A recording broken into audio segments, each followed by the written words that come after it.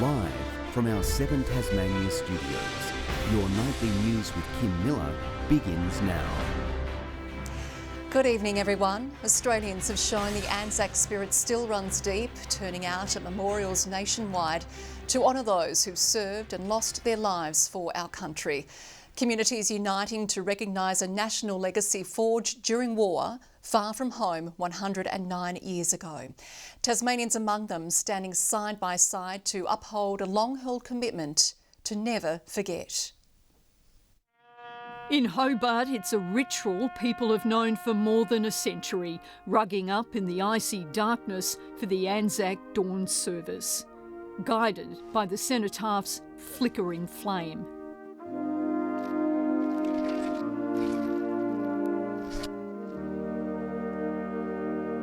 In this world where injustice and evil seem to flourish, there will be times when war is justified as right. But remembering the cost will encourage us to see it as only the last resort. Standing side by side, silently reflecting on the lasting impacts of so many wars.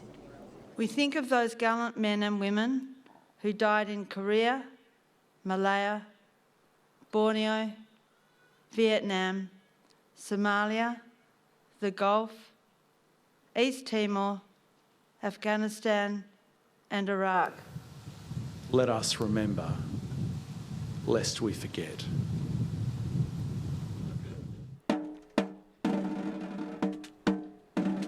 Dawn breaking over the crowd as Hobart gave thanks to those who made the ultimate sacrifice.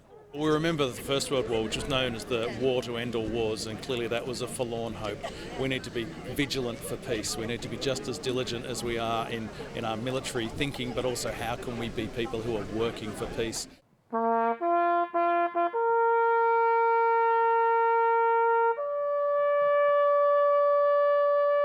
Thousands gathered in Launceston's Royal Park to remember the fallen, surrounding the cenotaph and spilling out onto the road. We're losing so many traditions, but Anzac Day is Anzac Day. And people want to show they do care. And they want to do something. They want to be proud Australians. Dean Lathan's connection to war dates back generations. His grandfather, Ian Hatcher, served in World War II on PNG. Dean too was in the Australian Army, serving as a corporal in East Timor, proudly wearing both his grandfather's and his own service medals. Future wars, he says, should be avoided at all costs. It won't be a war which we've known of and seen in the past. It'll be too intense. At the RSL in Launceston, after the dawn service, a gunfire breakfast, a chance for everyone to reunite and reflect and enjoy bacon and eggs off the barbecue. And for some, a beer or two. Melinda Ogden, 7 Tasmania News. Commemorations extended far beyond dawn services. Tasmania's streets, parks and skies playing host to past and present servicemen and women as the community paused to remember the triumphs, but importantly, the tragedies of war. Lining Charles Street, the rumble of motorbikes, the first to gear crowds up for a march to remember. Vintage Australian Army vehicles of all sorts also leading the procession. Closely behind, Army, Navy and Air Force cadets. The community full on a gunfire breakfast, supporting from the sidelines. Is Anzac Day gone? No, it's alive and growing. And just look at the young people there. A similar scene filling Hobart's CBD. Unmistakable Australian sounds heard far beyond Macquarie Street, as thousands turned out. I reckon it'll be at Air Force. Seeing Uncle Pete marching. Westbury, another parade ground. Community groups and schools, just some of those paying their respects before meeting for the main service. Servicemen were the backbone of our military force. Cenotaphs across Tasmania are experiencing high foot traffic. Crowds in Launceston stepping up to lay a wreath and reflect.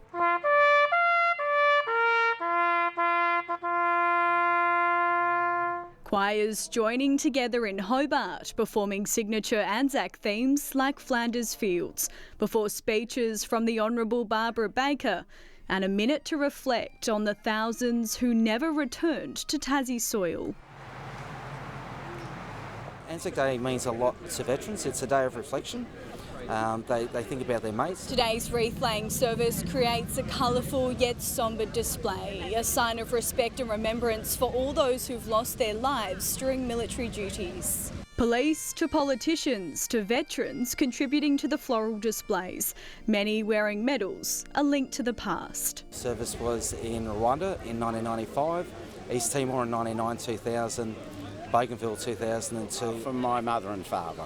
Yeah. And what did they get them for? My mother was in World War II and she was searchlight. The Royal Air Force flyover turning attentions to the skies as the service concluded. Despite being spread across the state, today Tasmanians stood in solidarity, forever thankful for the sacrifices made for us. Ruby Cairns, 7 Tasmanian News. Tasmanians have played significant roles in commemorations, both nationally and internationally. Hobart's able seaman musician Maggie Jones performing the national anthem at Gallipoli's dawn service.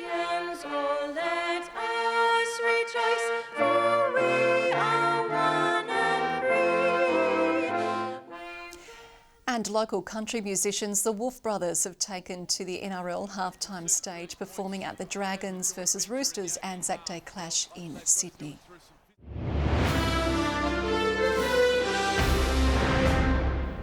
A second mobile speed camera has been damaged by a roadside blaze in just 2 weeks. The unit was engulfed by flames last night around 10 p.m. Ranelagh residents watching on as fire crews worked to extinguish it. Fire investigators have studied the scene with the cause yet to be identified. A Tasmanian florist is reeling after finding her roadside stall demolished at Cambridge this morning. Claire Hall and her family spent the day reassembling the Florage florist booth. I've come to the past with just a small, nick in the cash box or something, but this, seeing it collapse to the ground like a hurricane's been through, it's been awful. The incident on Acton Road is believed to have occurred around 6 a.m. The man accused of stealing a gas meter from a Devonport laundromat, causing a leak which shut down part of the city early Tuesday morning, is facing a number of charges tonight. Detectives tracking him down as part of a broader investigation, believing the 41-year-old is also responsible for stealing copper from other nearby businesses. Police say metal theft is an ongoing issue. Well, Tasmanians have observed Anzac Day traditions well into the day following the dawn and morning services. Some lifting a glass with mates, others taking to the great outdoors to share the spirit with younger generations. After the solemn services comes the beers and banter. I might have the odd Guinness or 5. Great Northern. But that's early, see? Later on it'll be Bundy and Coke. Veterans and their families sharing a pint and a few stories. Pretty important from a veteran's point of view to reflect on our own service, I guess, and on our mates. Raising a reflective glass or two and spending the afternoon surrounded by mates. To meet up with a lot of old friends. We've been Tasmanians forever and it's always good to catch up with them. It's a great day, as you can see. There's family here. Just, you feel warm, if you know what I mean. The Launceston RSL keeping the beers flowing for its busiest post-formalities turnout in years, cashing in on the support behind the bar and beyond. We actually have a raffle going and that's our major fundraiser. They're out, they're here and it's marvellous. Away from the pubs, it was a history lesson in the park. Our next generation, the focus of a family day, learning the meaning of Anzac. To remember who fought in the World Wars and to remember them. It's just great to see the next generation being a part of this tradition as well.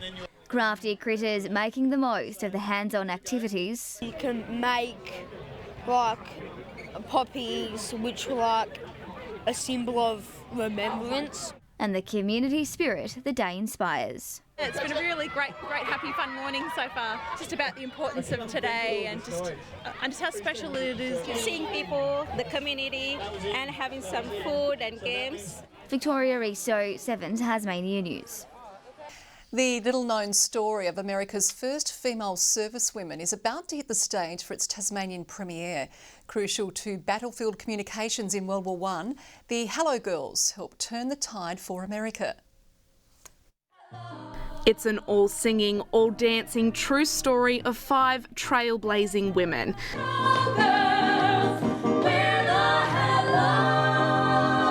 The Hello Girls turned the US Army upside down. They were the first women to serve in the US Army, and they served on the front lines of France. Brought in as switchboard operators, they took communications from the front line to the headquarters. The stage show cramming in a few more earworms than its real-life inspiration. Music really drives the story as well, so you're feeling the moods and emotions which the characters are having, and it really moves that story along to the conclusion. After weeks of rehearsals, the performers are eager to tread the boards. And yes, with the stage and seeing the dancing that we've been doing, it is a good fun show to do. The music is fantastic and all round fun. Local talent making itself known in the production. Yeah, the great thing is, being able to put on a show like this, and you just get so much great talent in Hobart, and it's been really, really exciting to work on. This joyful and action-packed production will be on show at Hobart's Playhouse Theatre. You'll have to get in quick though, the play's running for just over a week, with the final curtain being drawn on May 11.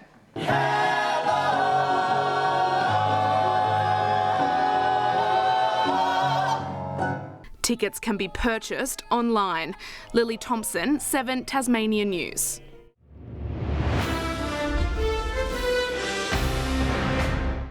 The Tigers are roaring into form in the TSL, turning a tight first quarter against the Magpies into a blowout victory, while North Hobart's missed out on their first win thanks to a huge haul from a Lauderdale star, freshly back from a hamstring injury. Shoulder to shoulder in a solemn moment.